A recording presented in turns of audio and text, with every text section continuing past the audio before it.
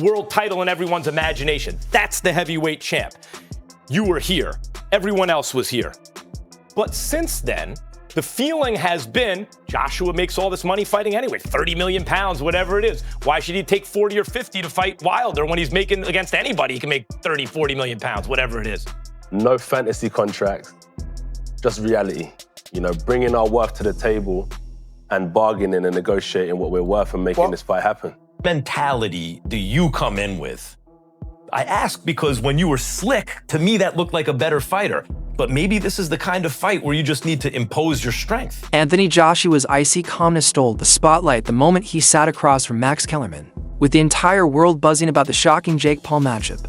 Joshua didn't just talk game plans, he opened the door to the pressure, the legacy, and the spectacle surrounding this bizarre but massive fight. Kellerman pushed hard, questioning the logic behind a former heavyweight champion stepping into the ring with an influencer.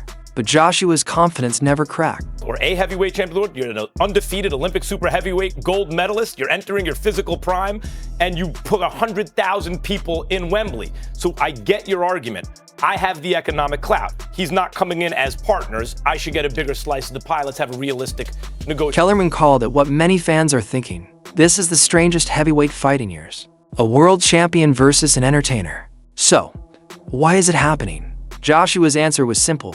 Jake Paul brings new eyes, new energy, and a new audience to the sport.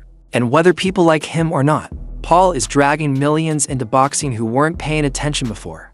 Joshua said he respects Paul's enthusiasm, the willingness to throw himself into the fire. With zero amateur background and huge pressure. I like that. You're not going to outbox him. If you're waiting on him and he's initiating and he's feinting you into counters and then he's But the moment these two stand next to each other, the illusion fades. It becomes a real-life David versus Goliath visual. Jake Paul has always been strong in his weight classes, but next to Joshua, he looks small. Joshua's frame is built from years of heavyweight wars, and no amount of added muscle can match that natural size and power. Does he remind you of any guy that you fought before? Is this a unique situation that you've never come across? Very unique situation I've never come across, but treating with the same respect that I give all my competition.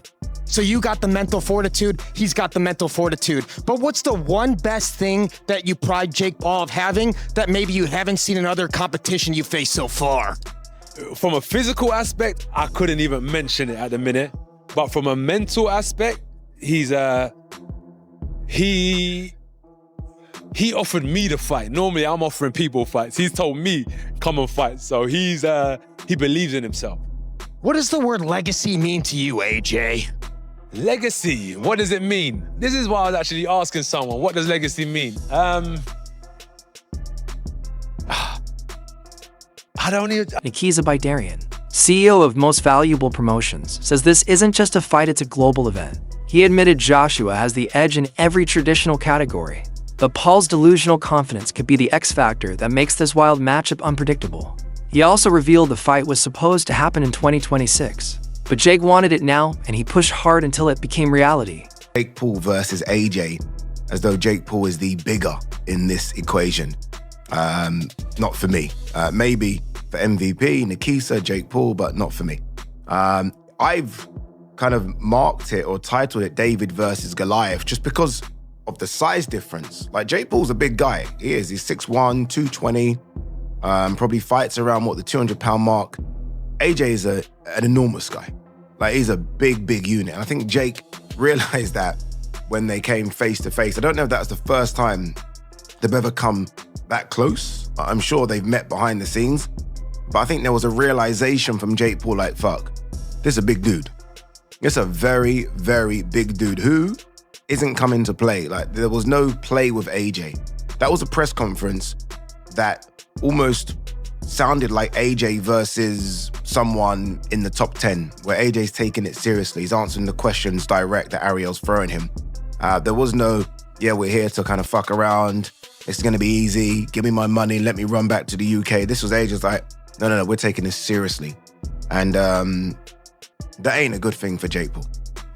It isn't. And AJ's that guy anyway. Like, I would never doubt that AJ would take this seriously. But for Jake Paul, I do wonder if realization is kicking in, or maybe he is just that delusional where he doesn't care. I do and I've been sort of corrected by a few people who maybe know better, but I do think the Americans don't credit or rate AJ. I do think there's a bit of that. I remember when AJ did the rounds prior to the Ruiz fight, and there were a few. Meanwhile, Alexander Usyk didn't hold back. He compared Joshua to a Rolls Royce and Paul to a Fiat. To him, the gap is in height, skill, experience, and physical maturity. Usyk believes Paul is walking into danger he cannot comprehend. Joshua? So there's a lot of discussion around the weight. Joshua fought Usyk twice. Both of those times, Usyk was 221 pounds. Joshua was 240 to 245. When Jake fought Mike Tyson last year, 227 pounds. I expect Jake will come in anywhere between 225 and 230, and Anthony Joshua has a weight limit of 245 pounds. There will be those, as you're aware, that will look at it and criticise this fight. There already have been, haven't there? They'll say it's a real mismatch. What would you say to them? Are we going to be watching sport at its purest? I would say it's much less of a mismatch than what you saw with AJ and Francis Ngannou, who a massive man, but relatively no boxing experience. I would say it's much less of a mismatch than AJ's 9th or 10th fight against guys who've been knocked out 20 to 25 times. Given AJ's pedigree, Jake is built for this. Jake is built for the big moments. So do I think it's dangerous for Jake Paul? Absolutely. Do I think it's also dangerous for Anthony? But Olympic boxer Tony Jeffries took a different angle. He reminded everyone that Jake Paul has every advantage money can buy: elite trainers, elite conditioning, elite sparring, no shortcuts, no limits. And he said, the biggest thing, youth. Joshua's Olympic champion. First. Jake Paul is, sportsman, YouTuber, showman. Rolls Royce, Fiat. Listen, it's true. I'm not Oh my god. I'm have nothing better in mind. Yeah. It's just true. It's business, more money. Only this. So we need to pray for Jake Paul. Yes. I will pray Jake Paul because I want to fight with Jake Paul in octagon. Yeah. Do you think that Joshua should be fighting Tyson Fury next year? I want this fight. Yeah, I fan.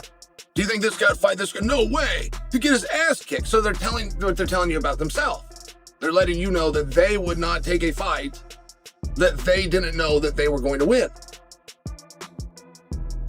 When the person says, mark my words, Jake Paul will pull out of this fight, he might even do it the day of. Pull out of the fight to who? It's his fight. Who is this mystery person? Did you write? Because I know this is a big category. I just read one guy that said this. But I'm talking to a lot of you, aren't I? A lot of you believe that Jake Paul is going to pull out of that fight. Might even do it the day of, correct? Correct? Okay. Who would he pull out to? He is the promoter. Who would he call? Does he send an email to himself? Does he send a text message to himself? Does he schedule a meeting, come in and sit down, across the table and look in the eye himself? Like, it's the part that is the most fascinating about the whole thing is that Jake would be the one to be the skunk at the garden party.